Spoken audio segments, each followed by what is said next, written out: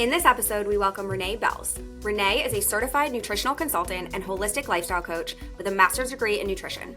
She also co-hosts the Biohacker Babes Podcast with her sister Lauren, where they explore the latest in the world of biohacking. After years of dealing with multiple health issues, including chronic fatigue, Renee overcame it by getting to the root cause and addressing numerous nutrition and lifestyle factors. This journey helped her discover that everyone is different and there isn't a one-size-fits-all approach to health optimization. She now helps her clients on their personal journey to discovering optimal health. In this episode, we dive into her top advice for falling asleep, staying asleep, and waking up rested. Plus, we get her insights on wearables, what metrics to track, lifestyle changes that she recommends to her clients, and wellness trends that she is staying away from right now. Renee, welcome to the show. We're so excited to have you. Thanks for having me. I'm excited about this one. And of course, the first question, what does smart health mean to you? Yeah, I think smart health to me is being willing to really listen to your body and know that what your body needs is going to be different than what the next person needs, your friend, your spouse, your mom, whoever. I think just really always taking a step back and saying, is this what my personal body needs? It's such a good answer because everything is so personal, and really paying attention and being intuitive is the first step of really figuring out what that personal approach for you is. I'd love to hear a little bit more about your story and your background. I've read a little bit, you had some health concerns and now you're a holistic nutrition and lifestyle coach. How did you get to where you are? Yeah, I guess it's like, well, where do I begin? Actually, I would start with my childhood because I feel like that kind of set the stage for this. So my sister Lauren, who you know as well, we both grew up in a very health conscious home. Our mom and dad were always into health. We actually call our dad the OG biohacker because back in the early 90s, we had like an infrared sauna and red light therapy, PMF devices, vibration plate. We had all this stuff. We didn't know what it was as kids. We thought they were just fun toys. But I think having that, curiosity and experimentation from our dad, or like always witnessing that, kind of set the stage. Fast forward 20 years, I graduate with my degree in international business, totally crash and burn. I'm just exhausted, sleeping 13 hours a night. Traditional medicine couldn't really figure out what was wrong with me. All my lab tests were coming back normal. They just said, you need to sleep more. So that kind of started my journey of becoming a biohacker. I started looking at chiropractic, massage, acupuncture, naturopathic medicine, homeopathy, herbal medicine, nutrition, sleep. I was like, please, someone give me an answer. And really, there wasn't one answer, which I think is really important in the biohacking space to understand, is that there's not just one solution to a problem. So I had to really get to all of the root causes of what was causing my fatigue. And then from there, I got my dream job out of college, even though I was tired and I was miserable. I hated it. I was sitting at a desk all day and I was like, wait, I went to school for this and I actually don't love what I'm doing. And I went to my parents and I said, I'm really lost. All these years I thought this is what I wanted to do, but I really hate my job. What should I do? And my dad said, well, what is your Friday night essence? I was like, I don't even know what that means. And he says, if on a Friday night, say you're not going out with friends or whatever, you're just home, what would you do for fun? And I'm like, I would probably read a nutrition book. And at the time I had stacks of nutrition books on my nightstand. He says, that's what you have to do for a living. And what are some of the top health concerns that you work with your clients? Yeah, it really depends. I see a wide range of, needs, I would say, from clients, depending on where they are referred from. I get a lot of referrals from physicians, other functional medicine practitioners, even Ben Greenfield, who I've worked for a few years, where they're more biohackers. So it's like one end of the extreme is the biohackers that have all the wearables, all the tech. They just want to they're already at 98%, but they want to get to 100%. But then I also see a lot of clients that are just getting started on their health journey. Maybe they just want to lose some weight. Maybe they're trying to optimize their lab panels, really a wide range. So hormones, gut health, brain health, sleep optimization, all the things. And talk to me a little bit about how you define biohacking, because when you see it in the world, biohacking can mean so many different things to so many different people. How do you think about it, and what does that actually mean to you? Yeah, I love that there's so many definitions of biohacking, right? It's kind of the wild, wild west at this point. We can kind of decide what it means to us. And for me, it's the short definition is combining ancestral wisdom and nature, what this planet has provided us, with the latest in technology, that we have in 2023. So I think we can learn a lot from our ancestors. Humans have been around for a few years. They've figured some things out. And so I think if we can combine that, don't forget to get outside, use nature to your advantage, and then combining that again with the Oura Ring, the BioStrap, all the tech, because that's just going to help you optimize even faster. So for me, it's the combination, and then the bio part of it, the bio individual component is just so important. And that was my biggest draw to biohacking initially, is that no one had the answers for me. And I had to figure out what was really going on personally. And that's why biohacking is so great, because you can discover what your body needs versus the next person.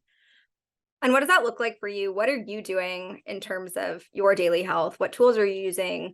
What does, I guess, the biohacking for you look like? Yeah. I mean, it's always evolving, which is really fun. What's coming out, what's new, what else can I try? What else can I optimize? I used to biohack just to function in life. I was so sick. It was like just taking me to a level of functioning. Now I'm like, how can I go to the next level? How can I really optimize every category of health? But I think, on a daily basis, I wake up, before I check my data, let me step back. I go downstairs, I drink a big, big glass of water with all my vitamins for the morning, which I'm usually mixing up at some type of like adrenal support, adaptogens, vitamin C, some minerals. I like starting the day with something like that.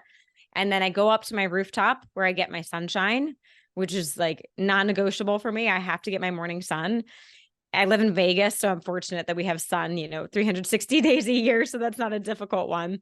Even if it's cold, I'll bundle up in a sweatshirt and just get my face out in the sun, no sunglasses, no sunscreen, just to wake up. So 15 minutes at least in the morning. And then I kind of start my work day. Before I guess I really jump in, I do like to check my Oura Ring. I was wearing a BioStrap for a couple of years too. I actually just recently stopped wearing that because I was on data overload, which I think can happen with biohackers. It's like we have to find this healthy relationship with data. Like, what's the right amount? What's the Goldilocks amount of data? We don't want too much, too little. But then based on my Oura Ring, I can kind of plan my day. How intense can I push through? Do I want to schedule any extra calls, or maybe it's a good day for writing. Maybe it's a good day for editing, or maybe it's a good day for a really tough workout, or the opposite. Maybe I need to schedule that nap or meditation or yoga or walking based off of my score. And yeah, so that's kind of my morning routine. And then midday after lunch, if I have time, like I said, I will do like a meditation. So the Brain Tap device is my go-to for anyone that struggles to meditate or have a mindfulness practice. The Brain Tap is a great solution because, again, we're using technology to get there faster. So rather than, being this monk that can just zen out in the middle of, the traffic, whatever, we can use the Brain Tap.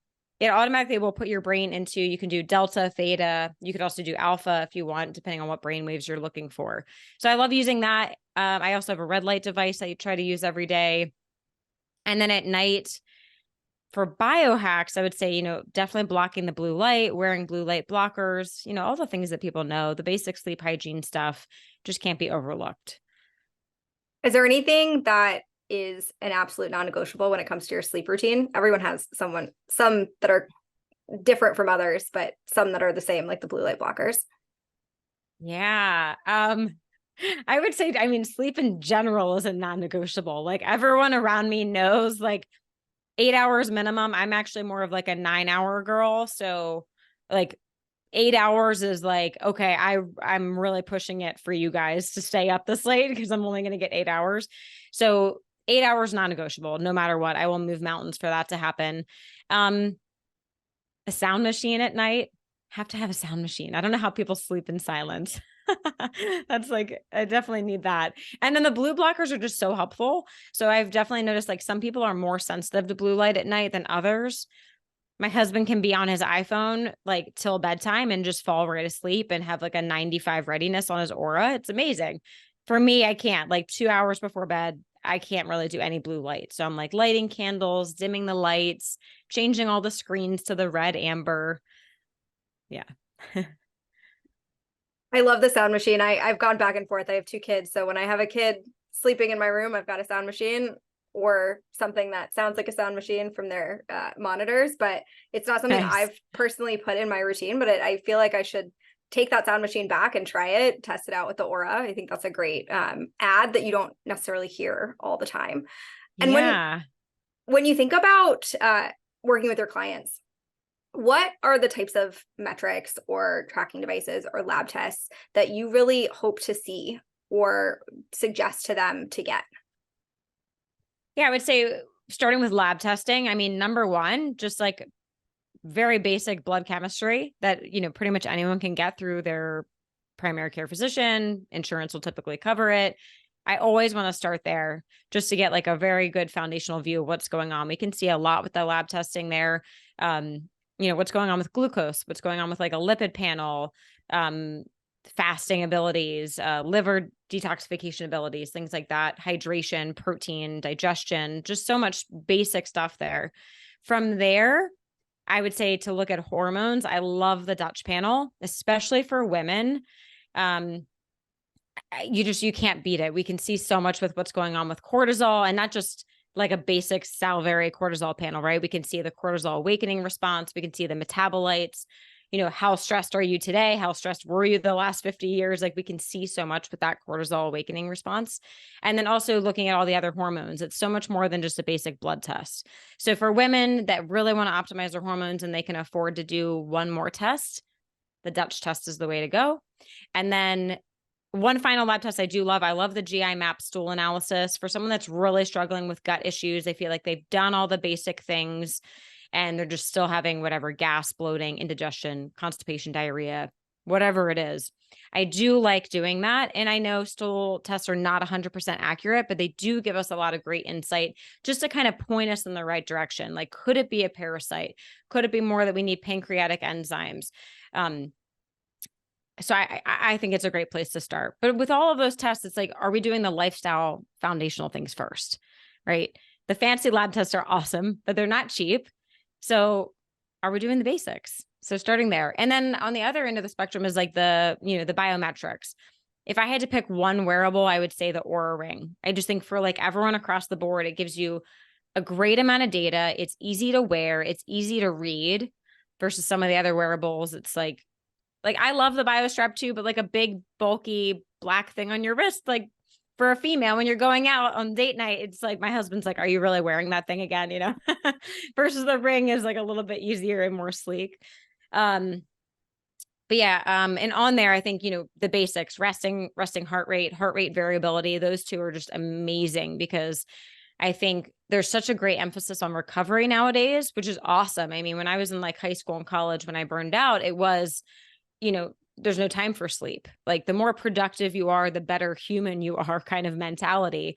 And I was sleeping 4 or 5 hours a night. But now I think we're on the other end of the spectrum where we're prioritizing sleep, recovery. And so looking at those heart rate variability and resting heart rate can be so, so helpful. So it's great to see more and more trackers offering that. Yeah. For people who don't know what resting heart rate is or what it should look like for them, can you talk a little bit more about what those numbers look like and what it's actually telling you about your body? Yeah. So resting heart rate, it's going to be different for everyone. My average is around 40, which is pretty low. It's more in like the athletic range. So one thing I would say, always know what your baseline is. So that way you can see, when I had that glass of wine before bed, what happened to my resting heart rate? When I did that high intensity workout, what happened to my resting heart rate, and being able to see the shifts there. And heart rate variability is actually similar to that. Even more so, you can't compare numbers though. So like your HRV baseline could be 20, and that's okay. We always want to say, oh, that's a low HRV, but no, if that's your baseline, it's actually okay.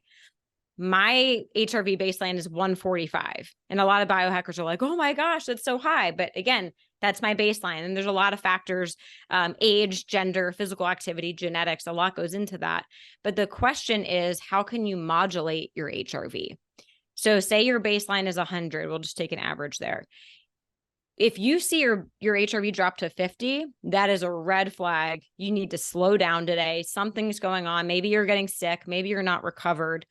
Versus your baseline's 100, you see 150. you better push it that day. That's a great day to push your body to the limits and then let your body recover from that.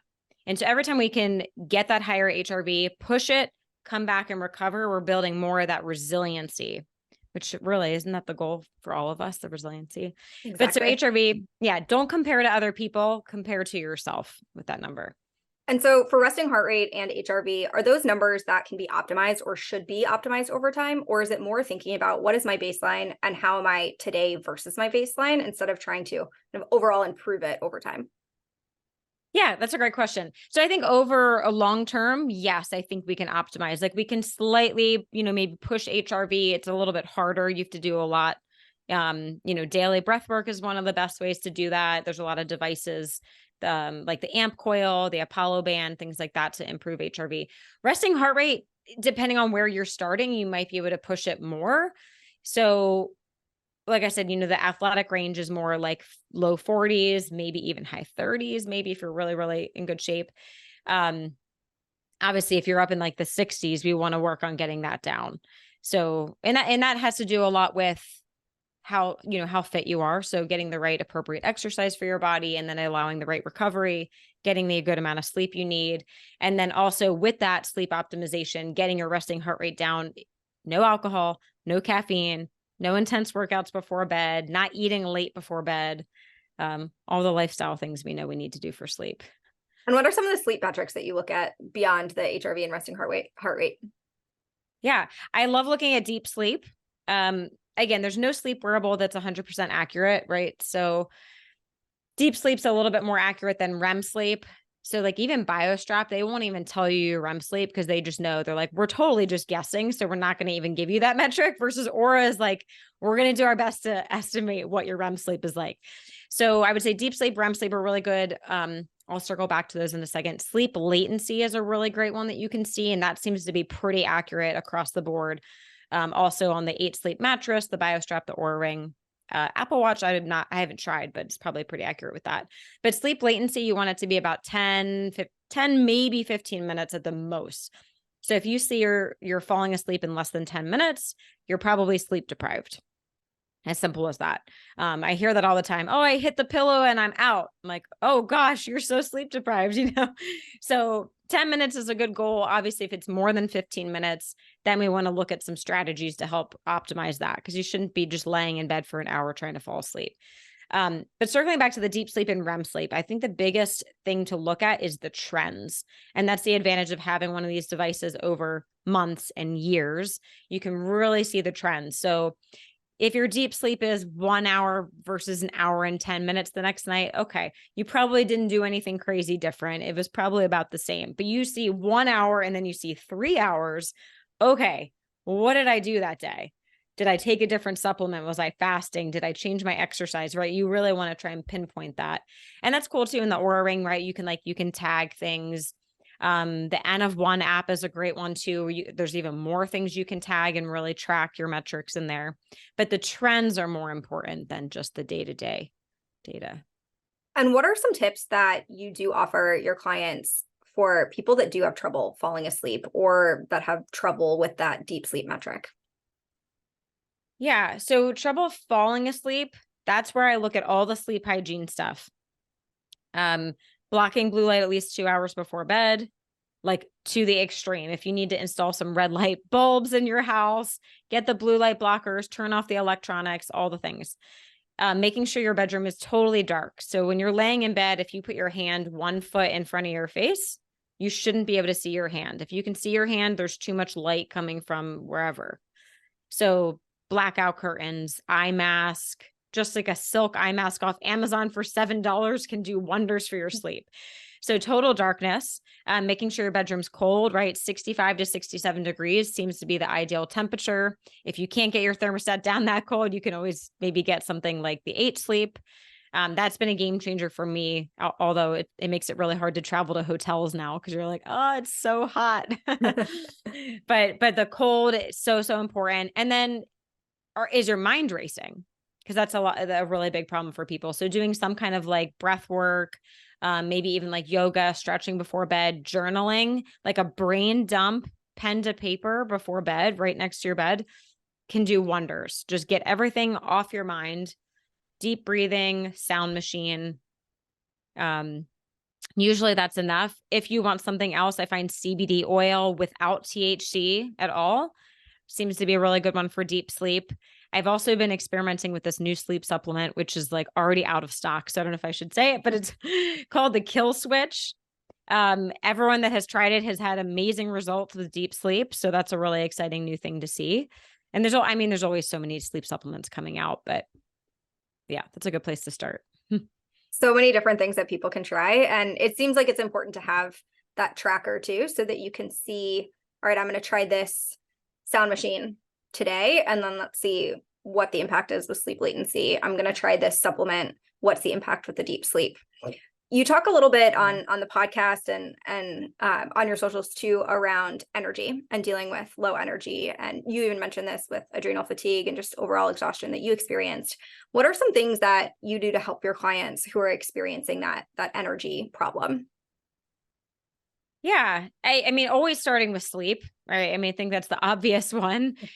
It's amazing how many people have not optimized their sleep. And so if you haven't optimized the 1/3 of your day that's recharging your battery, of course you're going to be tired, right? So we always want to start with optimizing sleep. Other hacks that have been really helpful, I think, are waiting 2 hours in the morning before you have any caffeine. So honoring that natural rise in cortisol, go outside, get some sunshine, let that tell your brain to increase cortisol rather than running downstairs and shooting back, a big cup of coffee, because that's just artificially spiking your cortisol. And then you're going to crash later, and no one wants that afternoon crash. So 2-hour window, no caffeine, and then go for it. Enjoy your cup of coffee after you've been awake for 2 hours. That's fine. Don't go too crazy with the caffeine, but a little bit's fine. And then I think optimizing blood sugar. So a lot of people struggle with that post-lunch crash or maybe late afternoon crash just because their blood sugar roller coaster is like haywire for the day.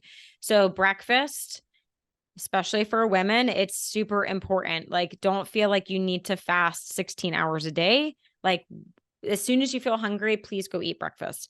Protein, fat, fiber, easy enough. PFF, protein, fat, fiber. A little bit of carbs is okay for women too, like low glycemic vegetables, eggs, avocado, protein shake, all good options. But getting that really, really foundational start to your day is so helpful for getting your blood sugar for the day. I would say, like, to throw like one next level biohack in there for energy is methylene blue. So that's been a really like fun new thing in the past couple of years because it's really good for mitochondria. It's good for anxiety, mood, energy, oxygen uptake, ATP production. It's antiviral too, which is a bonus. So, yeah. On the intermittent fasting, specifically for women, what do you recommend in terms of, should they be fasting? Should they not? What's the schedule? How does that look specifically for women? Yeah. So I think, especially for women still cycling, I think we can lean into our cycle to optimize the fasting windows. So to keep it really simple, like if we just say your cycle is 28 days, let's break it down into 4 weeks. First week, you can typically fast. You can do more keto, lower carb. Maybe that fasting window is like 14 to 16 hours. Again, listening to your body, because fasting is a stressor. We don't want to overstress the body. And then the second week leading up to ovulation, maybe back to that 12-hour fasting window, some more carbs. And then third week, opposite again. Maybe we push a little bit more of that fasting. And then the final week, we want the carbs to support hormone production. We want to really take it easy, less stress, less high intensity exercise.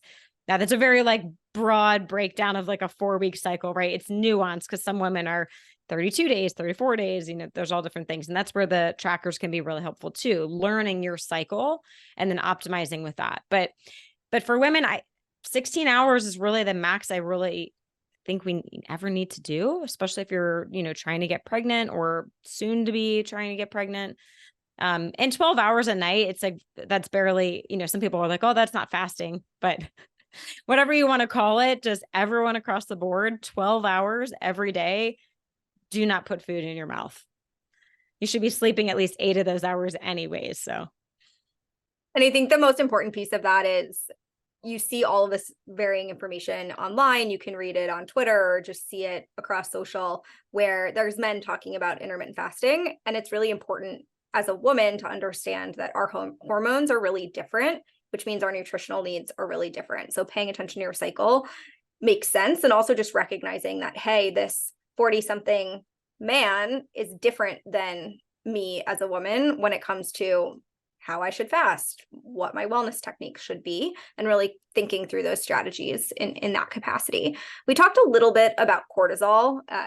How do you help with managing cortisol balance if people are coming to you with stress, if they do have that adrenal fatigue? What are some of the tools and tips, lifestyle changes, et cetera, that you work with your clients on? Yeah. I mean, ideally, if we suspect something is going on with cortisol, again, I would love to do the Dutch panel, at least to do the cortisol awakening response part of it, because quite often we see like on social media, oh, you have high cortisol, take this supplement. You have low cortisol, take this supplement. But if you're not testing, you don't really know. And then to go one step further, it's not just high or low cortisol. It's what is your body doing with that cortisol? How quickly is your body clearing it? Are you keeping it? Are you clearing it? So once we have that, we can really get down to a bio-individual plan of supplements, lifestyle. I mean, overall, just managing stress, of course, is going to help with that. I think for stress, find what works for you. Like, I love the brain tap. For me, it's like 30 minutes with that on my head. It just shuts my brain off. It like resets me for the rest of the day. If you like breath work, find a cool app. Like the Othership app for breath work is super fun. They have cool music with it. Brain FM. There's a lot of great apps out there, but I think just find what works for you. And then sleep. It always comes back to sleep. So sleep is when your adrenals are really getting a break because, all day long, we're kind of go, go, go a lot. So just giving your body that downtime. And let's talk a little bit about nutrition. Obviously, this is part of your coaching, and we started this getting those nutrition books and reading them for yourself. What are some top tips and piece of advice that you have when it comes to food and when it comes to nutrition that you are often giving your clients? Yeah, I mean, it's so personal. I think to keep it really broad, it's like just number one, make sure you're eating real food, like whole food, nothing out of a package. Even like healthy foods that are packaged and processed, like I don't count those. Like really, if 100 years ago, your ancestors wouldn't recognize what it was, then you probably shouldn't be eating it. So I think always looking at whole foods. I think back to the fasting is not just the overnight fasting, but 2 to 3 meals a day, no snacking. We don't need to be snacking. And I mean, I grew up in the 90s where it was like, always have a granola bar in your purse in case you get hangry, and it's like, if you're getting hangry, there's a sign that something is going on, unless it's been like a week without food. You should be able to go a couple hours without food. So I think getting away from the snacking. And I love my friend Ben Azadi says, the quickest way to age yourself is to snack. And I love that. I love that quote. I think it's so, so profound because we just live in like a snacking society. So take a look, and that includes healthy snacks too. If you're traveling and you really need a healthy snack, sure, in emergencies, go for it. But we really should be able to teach our body how to tap into fat to burn that for fuel. Carbs are great too, but we want that metabolic flexibility all the time. What else? I mean, the personal side of it, genetics, I think just a basic genetic test can be really helpful. For me, when I learned that I don't tolerate saturated fat, it was like a total game changer because kind of like you alluded to before with like some men in the space that kind of paved the way for us in the biohacking world. I was following what they were doing. Bulletproof coffee, 16-hour fast, high fat, low carb, tons of butter and bacon and cheese, all the saturated fat. And I felt like crap. And I'm like, no, that's not possible because this is the way to do it. This is 12 years ago, I think now. And so I ran a genetic panel and found out because of the ApoE3/4, I don't tolerate saturated fat. There's a couple other genetic variants as well. Minimize the saturated fat. My brain fog went away. The belly fat went away. It's like, what? Doesn't mean fat is bad, but we're all unique. So for me, I needed more of the monounsaturated fat. So anyways, my point is to say, get a basic genetic test just to get a foundation of maybe what you need to be doing there. And then be willing to experiment. How do I feel when I do this breakfast? How do I feel when I do this lunch? Maybe we slap on a CGM, a continuous glucose monitor. I mean, that is great, not only to see your glucose response to food, but your glucose response to exercise, to a poor night of sleep, to a sauna session, to alcohol, to caffeine, right? We can see so many things. We can also pick up if someone is sensitive to a food. So food sensitivity tests, they can be helpful, but they're not super accurate. I think it's more accurate to actually put a CGM on and see, do you have a spike from a certain food? That could be a food sensitivity or allergy potentially. So finding ways to personalize your diet is just so, so important, because I think we're not going to get over the war of vegan is best and carnivore is best. It's like the reason we're hearing that is because that person speaking found it worked for them. So they're going to preach all day long that this is the best diet because it was the best diet for them. So be willing to experiment. And that's part of being a biohacker, just always being open to trying new things and then taking note of how you feel. Are there any health trends that you're really excited about right now? Ooh, I would say for this year, one that I've been loving, I kind of mentioned before with the methylene blue, but combining methylene blue with red light therapy, because it kind of just like amplifies it. So like I mentioned all the benefits before about methylene blue, when we sit in front of a red light panel or even go outside in the sunshine, it's like you're supercharging your battery. So that combination has been really exciting. What else? I'm trying to think. I think psychedelics is an exciting new space. We'll see where that goes. I think it has potential because we know that mental health is a huge problem in this country. And I think the solutions we've been offered for the last couple decades have not really helped people. So I'm excited to see where that trend goes. I maybe I shouldn't call it trend. Hopefully it's, here to stay to help people. And are there any, maybe not health, are there any health trends or things that maybe you're seeing on social, like you mentioned with the saturated fat 12 years ago, that you're just staying away from?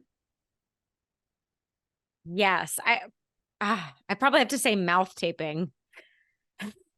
I feel like that's still like circling around. And actually there's a company that sells mouth tape that is saying that you no longer need a CPAP if you buy our mouth tape. And I am just waiting for the FDA to crack down on that one, because that is terrible. That is terrible. So, and mouth taping can be great. If you do not have sleep apnea, you don't have an obstructed airway, your nasal passages are totally clear, there's no inflammation there, and you're still breathing through your mouth while you sleep, then great. Try mouth taping, because yes, you should be breathing through your nose most of the time. But for someone that doesn't know if they have sleep apnea or all those other things I mentioned, they're just slapping a piece of tape on there and then they're like suffocating all night long. And what is the number one nutrient we need as humans? Oxygen. Oxygen. We can go without water. We can go without food for a little bit. We need oxygen. So be aware of the mouth tape. It can be helpful, but be cautious. Definitely be careful of that one. And as you think about our future when it comes to health and wellness, what are some predictions or things you're really excited about that you see happening in the next few years? Yeah, I think number one, I would say more wearables, or maybe I shouldn't say more awareness of wearables. I think already the market has exploded, especially with like the Apple Watch being pretty much a go-to for a lot of people. But I think it's just going to be totally normal that everyone is tracking their sleep, their heart rate variability, resting heart rate. Like that's going to be totally normal. So I think that's going to keep growing. I also think more of these like conscious communities, or whatever you want to call it. But I think, as humans, we evolved in these communities, right? Where we raised kids together, we built this neighborhood together. And then we kind of got into like, this is my own space. I'm going to raise my kids on my own. I don't need anyone. I'm independent. And now post-pandemic, I think we're getting back to like, oh, we need this social connection. We need to support each other. We need this community. So in conscious communities, that term I think can be thrown around a little bit. And there's someone named Brett Kaufman who's doing a lot of development with this. But I think the social connection is just so important. And I love when you look at the blue zones around the world, right? Where we have a lot of centenarians. Yes, they're eating real food. Yes, they're going for walks, but they have that social connection and purpose. So I think especially in the biohacking and health space, we can't just be sitting at home all day biohacking in a corner, right? We need to be doing that in community. And I think the more biohacking centers that open up too, where like the new Friday night, instead of going to the local bar, is going to a 40-person sauna and cold plunge session while we drink some kava or something. Like I think that's going to be the new Friday night in the next 5 years. I love that concept. I'm already thinking about, all right, how do I get access to one of those and find one of them to do that wellness routine on Friday instead of the bar. Well, Renee, thank you so much for joining us. The last question I had is just where can people find out more about you and all the great work that you're doing? Yeah, thank you so much for having me. So I'm most active on Instagram. My personal page is Renee Belz, Belz. And my podcast Instagram is biohacker_babes. And then websites, reneebelz.com, thebiohackerbabes.com.